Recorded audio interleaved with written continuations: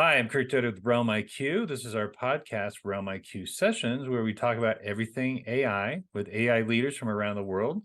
Please give us a follow or subscribe. Today's guest is Amanda Peterson. Amanda has had diverse roles in psychology, data science, and user-centric product development. She has been a product manager and software engineer across startups and larger corporations, and is currently head of product at Ovationz. That's with a Z. Welcome, Amanda. We want to talk AI, so let's get into it. Thank you so much. I'm excited to be here. We're excited to have you. We met through Ovationz, the current company that you're at, and We did. you came on a little after I had joined as a speaker.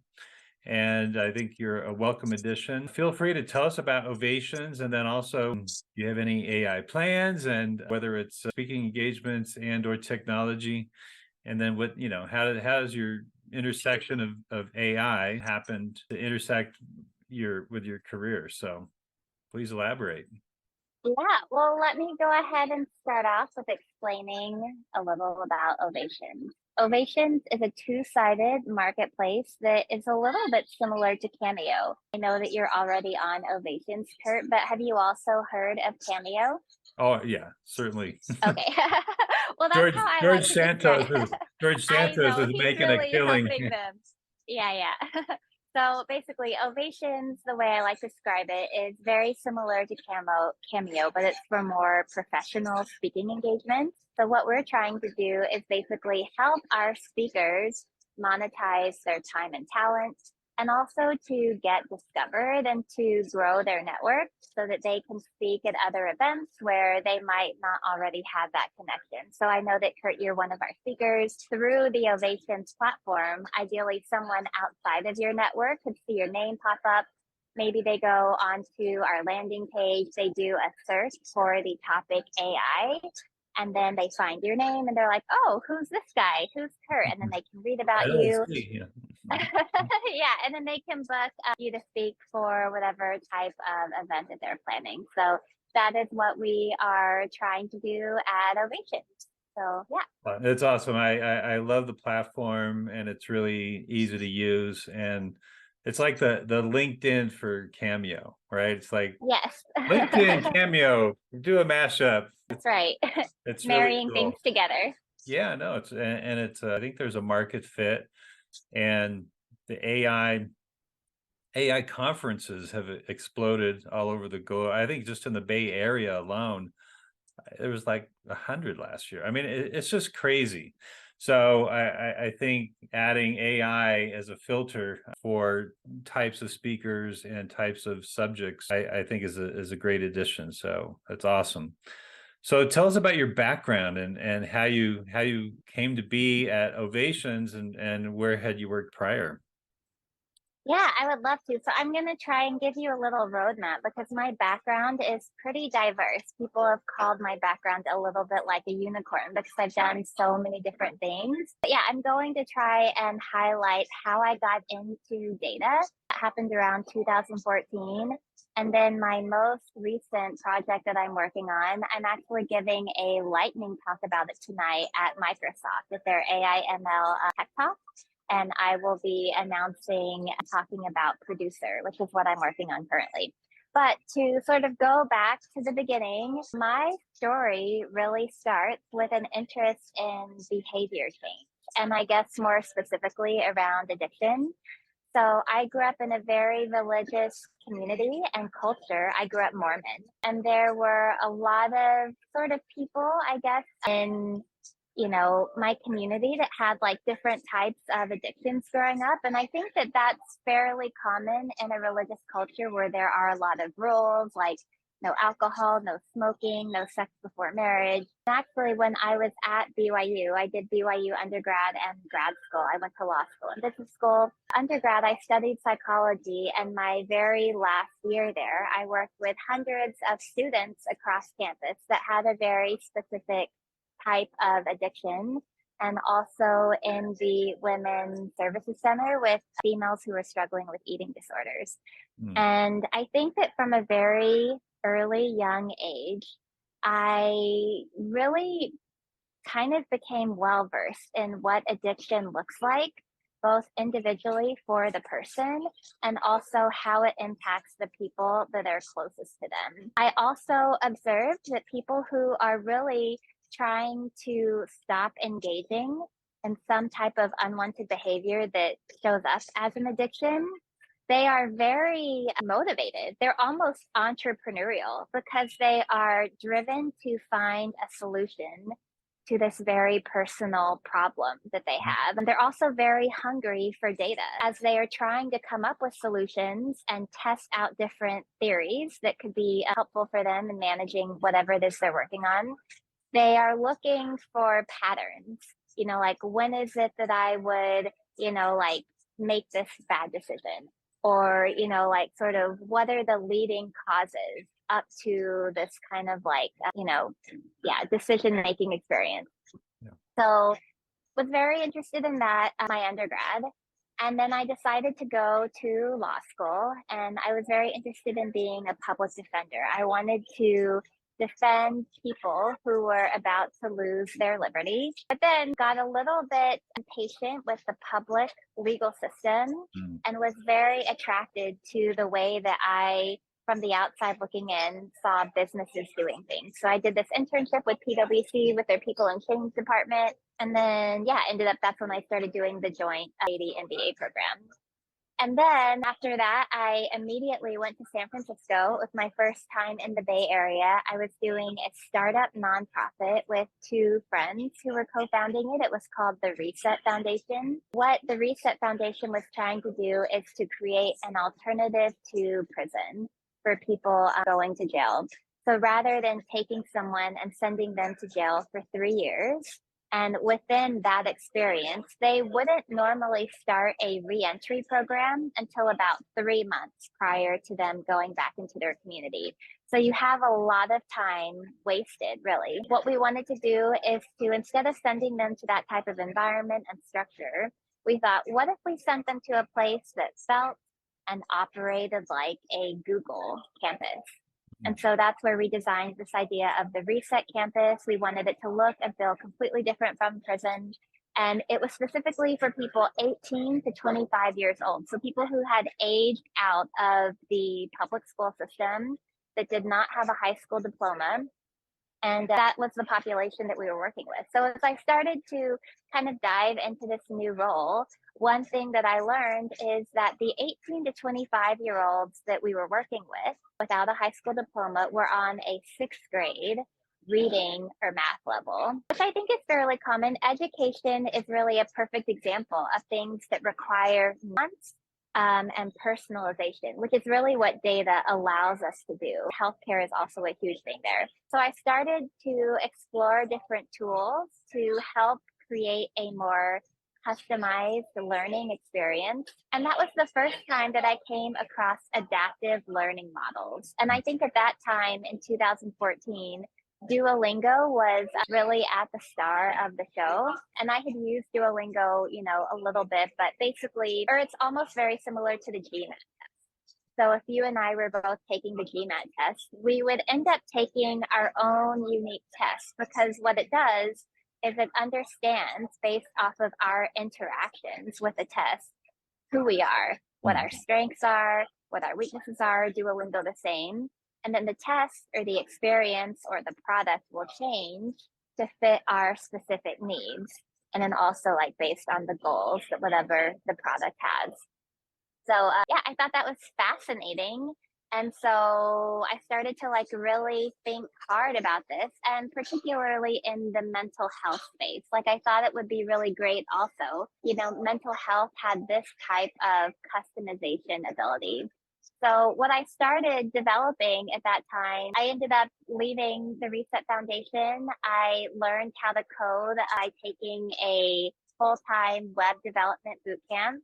Later became a software engineer, back-end software engineer at a VR gaming company. But at this boot camp, the first app that I built, the first mobile app I built, was called Stress Less. And basically what it did is it took the user journey of someone who experienced addiction or who was trying to stop engaging in some type of unwanted behavior. it would have a panic button so that when you found yourself at that crossroads and you felt like you were struggling and you were about to do something that you didn't want to do, you could press the panic button and then it would send out a text message to people that you had defined in your circle. And it wasn't necessarily meant to stop you. I think that, I'm a firm believer that it's, the time to fix the roof is when the sun is shining. So it's really hard to stop the behavior if you wait right sort of when you're there. It's a lot about preventative. But the benefit of doing that is that it really allowed people to communicate with their support network about what was going on. And one of the early users, he was actually in my coding bootcamp, his daughter was using it. She was at Berkeley, she was a freshman, and she was struggling with anxiety. And he said that it was really illuminating to him because when he had heard his daughter struggling about anxiety, he thought that it was like something that maybe happened like once a week or once every couple of weeks. But she was pressing the panic button quite often. And he said he just never realized how all-consuming those feelings of anxiety were for her.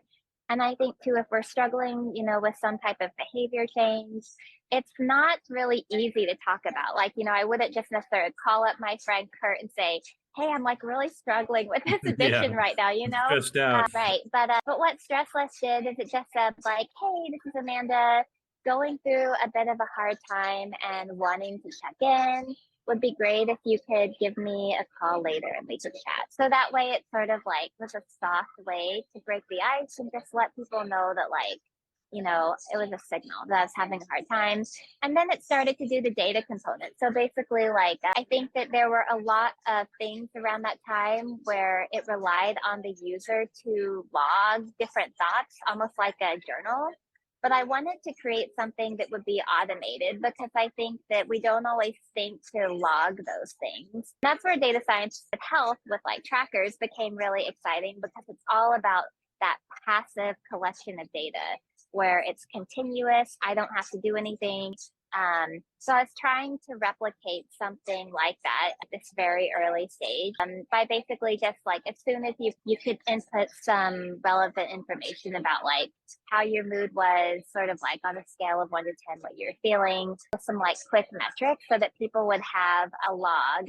And it would be easier once it was tied to the pressing of the panic button to actually make those entries. So that is how I first got into data science. And yeah, I'll pause because I know I'm like sharing a lot. No, yeah. it's very interesting. I just wanted to ask, in terms of the data that you then received and tried to understand from it or learned from it, was there data visualization sent back to the user so that they could see from a graphical perspective frequency and kind of whatever realization of that or visualization of that data was to give them some insight beyond just a log? Because data, can be presented in many different ways. But did you find that data visualization was an asset or direction in which you wanted to simplify that reporting? Yes, great question. So I did use data visualization. There are lots of different ways to create that visualization, and I decided to do it day of the week. So yeah, you could basically see like which days of the week maybe, because I had a hypothesis that maybe like a weekend could be like something like if you had more downtime, because sometimes people would see things come up, if they got bored. But if they were busy, if they were working, if they were doing something that didn't happen very often. So I was trying to think about what type of information would be helpful, and then frequency. So you could also show and then just see over time, like sort of if the frequency count week over week was going up or down. Cool. So does that app still exist in the App Store? It doesn't, and it never made it to the App Store. So the boot camp that I did, it was full stack web development. And the way that I created it into a mobile app was using something called Ionic, which was a wrapper. It made this web screen into a mobile interface. Okay. So yeah, that's what I did. But I have done iterations off of Stress Less, and what it exists as now, but it's still not in the App Store, unfortunately. But the design is there. It's called Ninja Trails. Did you ever play Oregon Trail, or do you know what that game is? I'm not a big gamer, but I think I did hear of it. Yes.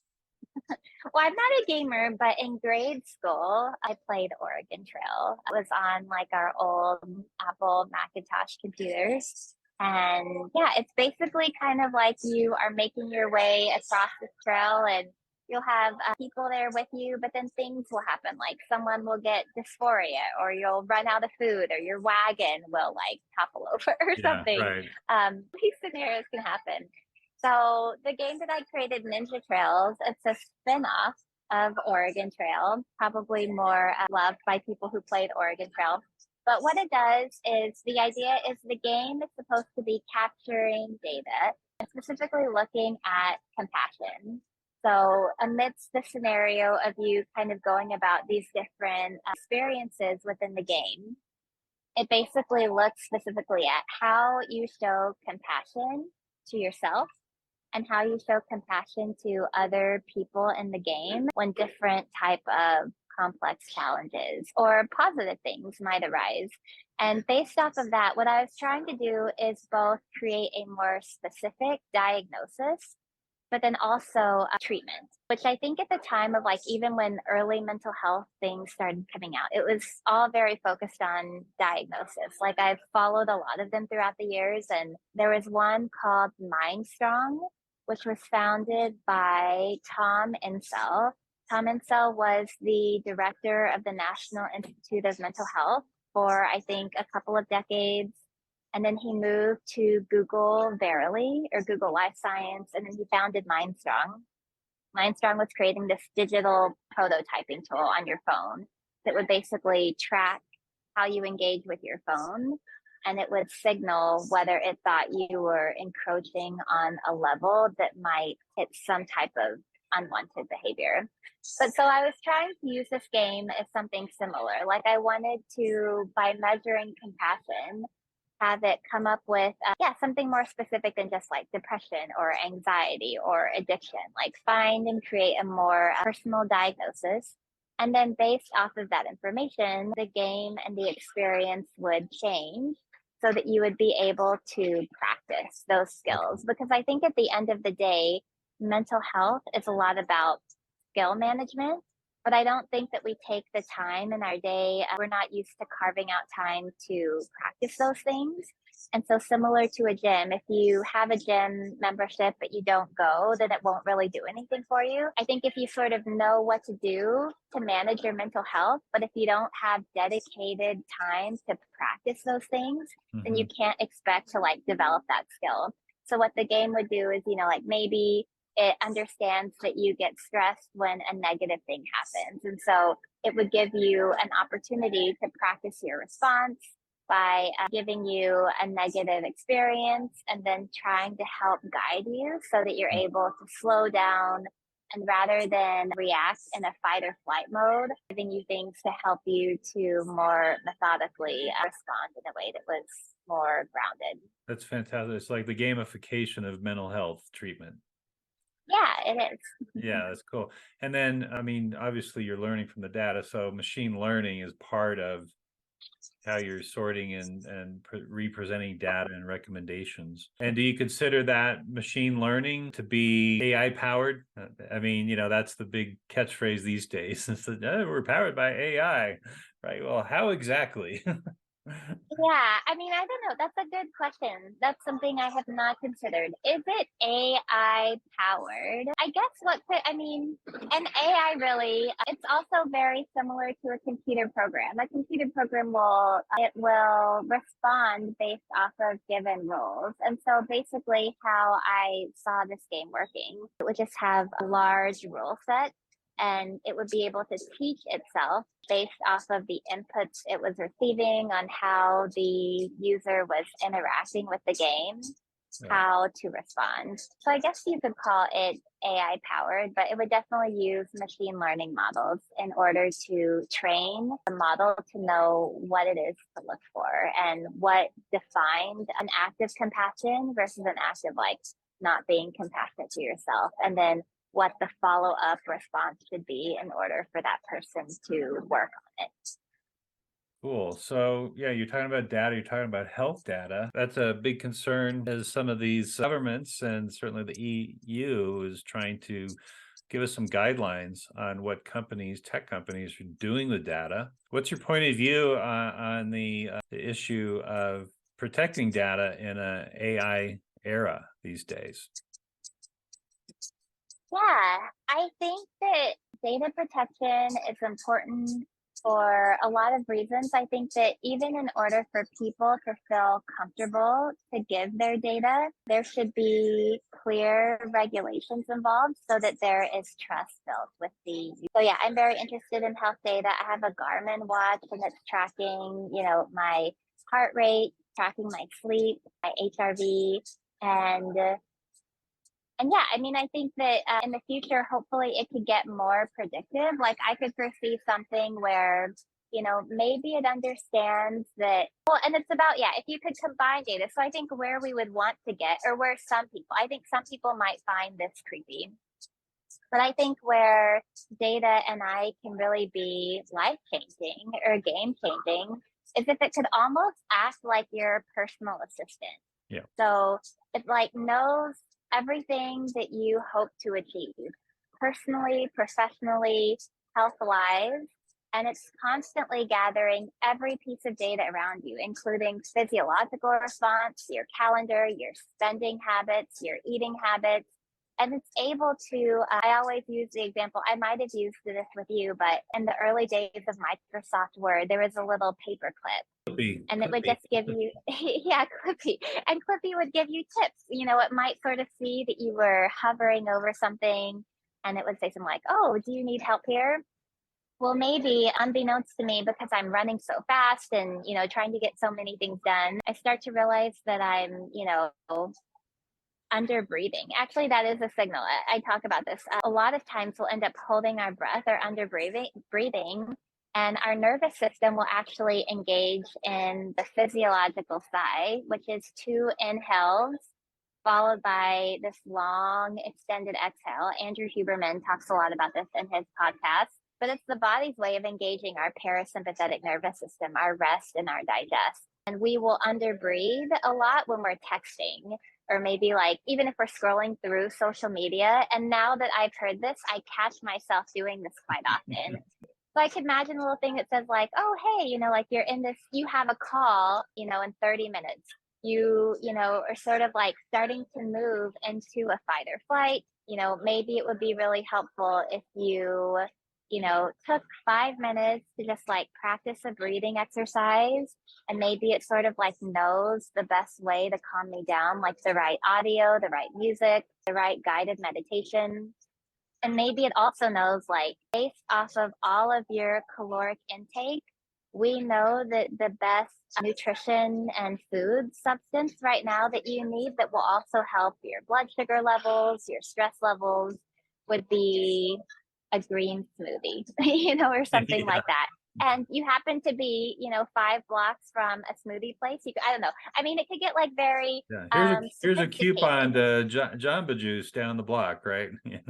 Exactly. Yeah. It could get very sophisticated by just knowing exactly what you need. But in order for that to happen, it requires the user to basically give up all of their personal data. Yeah. And I think for people to feel comfortable with that, it requires a lot of trust.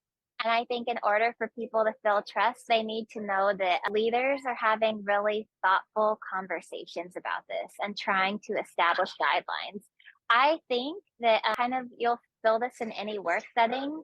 I don't expect the guidelines to be right on day one. What I almost wish could happen is just sort of this iterative process where we try something out, we give it a specific time box or a time frame for how long we're going to experiment with it. Then we're going to go through a feedback stage. We're going to hear from people to see like, okay, how are these guidelines working? Is it too restrictive? Is it too open? Are there loopholes that we're identifying? And then, sort of launch a V2 of those guidelines and then continuing to update the version through that feedback cycle. Yeah. I mean, you're assuming that there's more intellect and the people who are governing us than I think there is. Yeah. But it is to the companies, right? They would go through this normal process, right? When defining their product, you're in product development, it's like, is there a market fit for this? What are the pros and cons? What are the repercussions? What are we doing with the data? What are the repercussions of sharing data? Will people share their data? Those are all valid questions in launching any product. So you're going to do that normally, right? But in terms of AI and the machine learning that happens from receiving that data, it isn't necessarily raw data. It's something else. It's elevated that, it's not clearly understood by the general public what is going on, what is actually going on.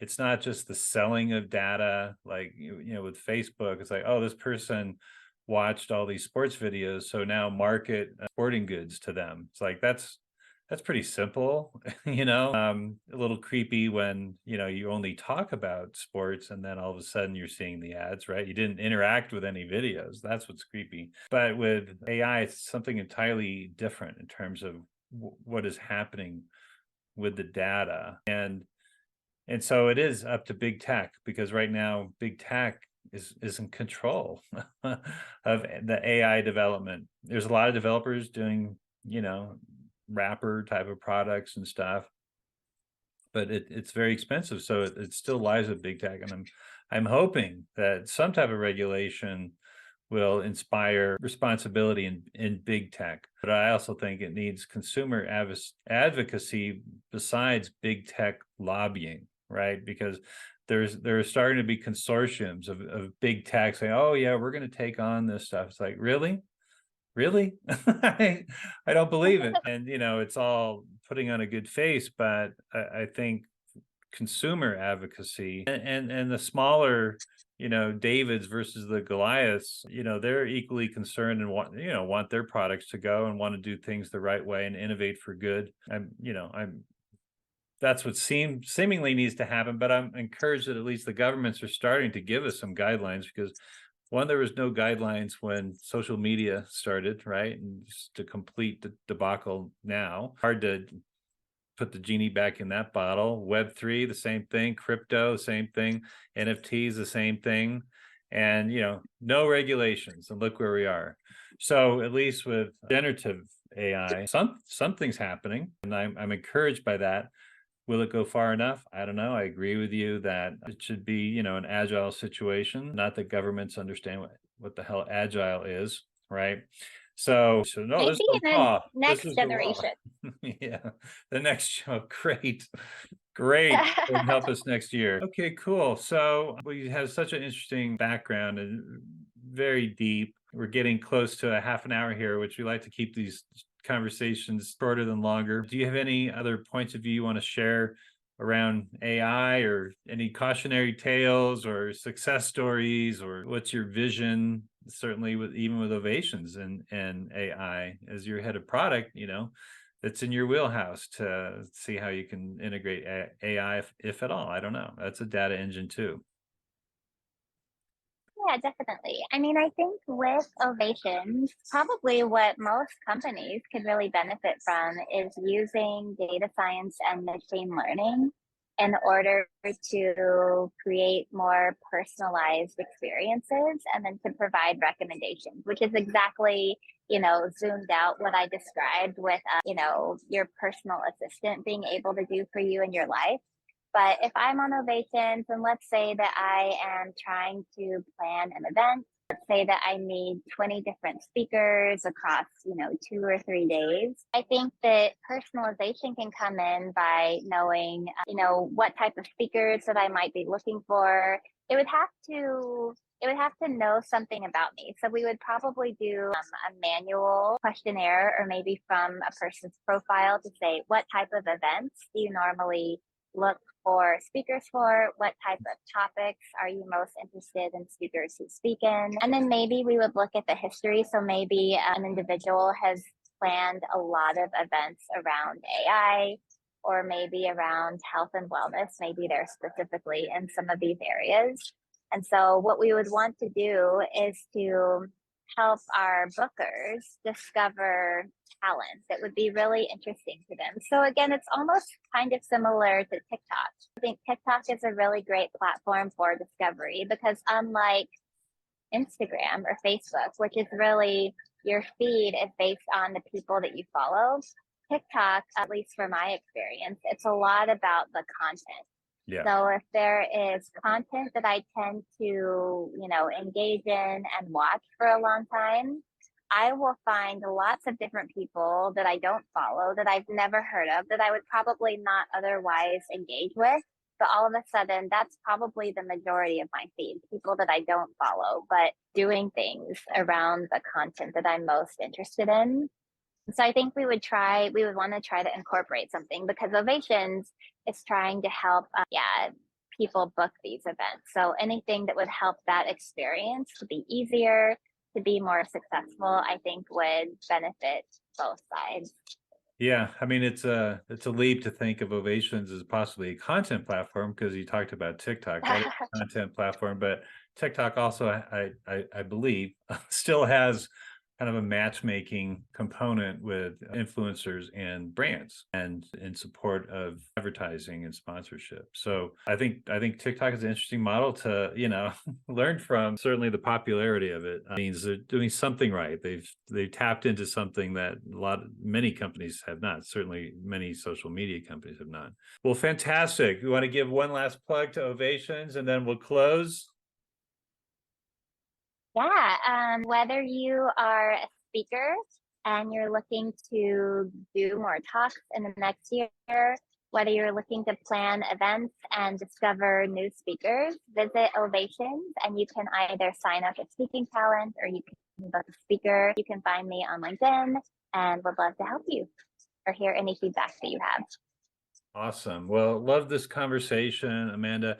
Thanks for tuning in, everybody, and catch more of our RealmIQ sessions on your favorite podcast platforms like Spotify, Apple Podcasts, Amazon Music, iHeart Podcasts, Google Podcasts, and of course, YouTube.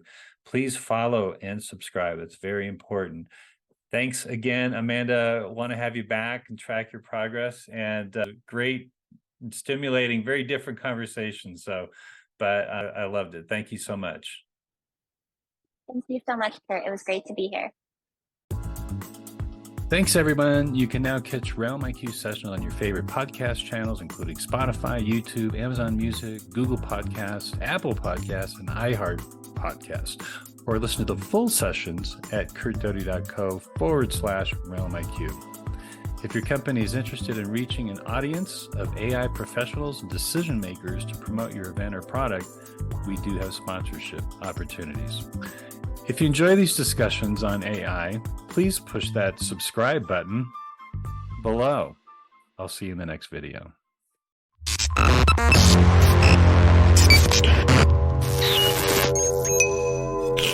RealmIQ. Book your corporate AI workshop today. Subscribe to our Media Slam newsletter and learn more about the intersection of design, content, and technology. CurtDoty.co. Branding, marketing, and product development.